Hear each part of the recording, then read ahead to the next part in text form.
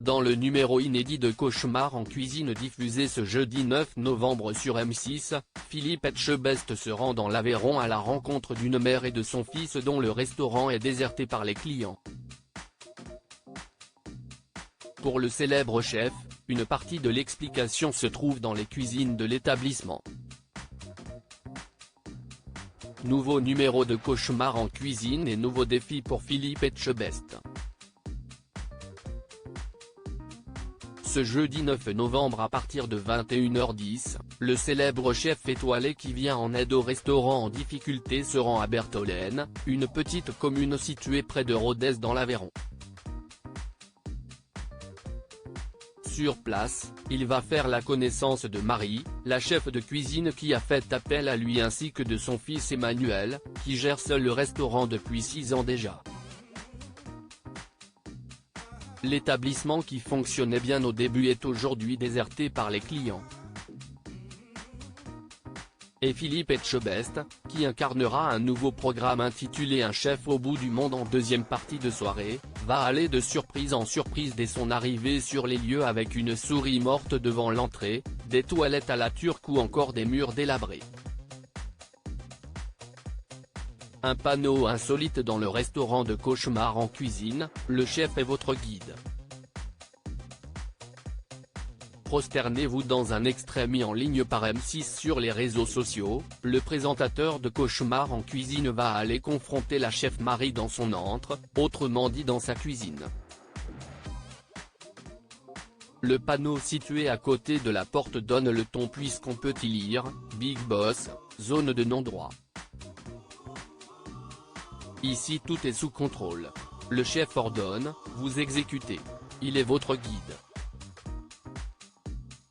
Prosternez-vous. Cet avertissement oblige Philippe Etchebest à s'emparer non sans humour d'une baguette pour se défendre. Face à Marie, il n'hésite pas à lancer, vous me faites peur. Vous m'avez fait peur 2 fois, quand vous m'avez ouvert la porte quand je suis arrivé et quand vous m'avez servi. Philippe Etchebest très cash face à une restauratrice dans Cauchemar en cuisine sur M6 et le chef de poursuivre ainsi sa diatribe, je me doute que derrière je n'aille pas un grand professionnel. Mais j'ai goûté moins bon dans Cauchemar en cuisine. Après, ce n'est pas le tout de savoir faire une quiche ou un gâteau, si est de gérer un restaurant, ce n'est pas pareil. Philippe Etchebest constate dans le même temps que la cuisine n'est pas digne d'un restaurant.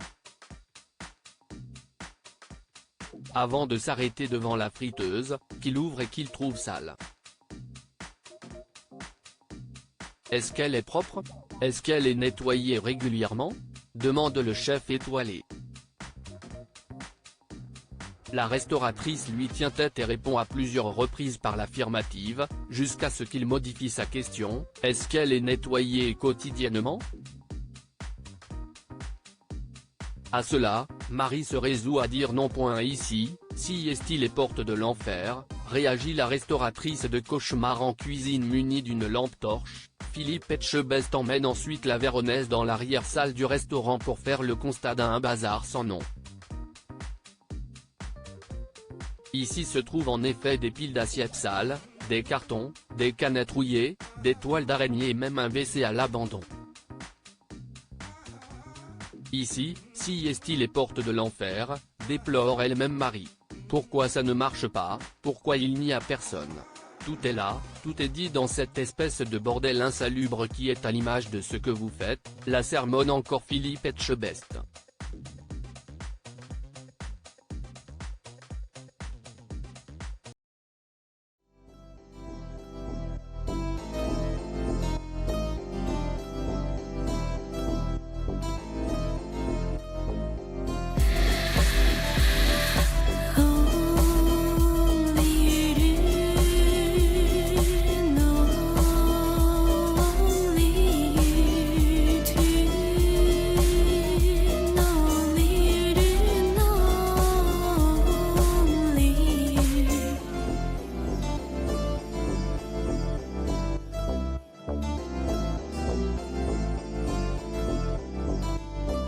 To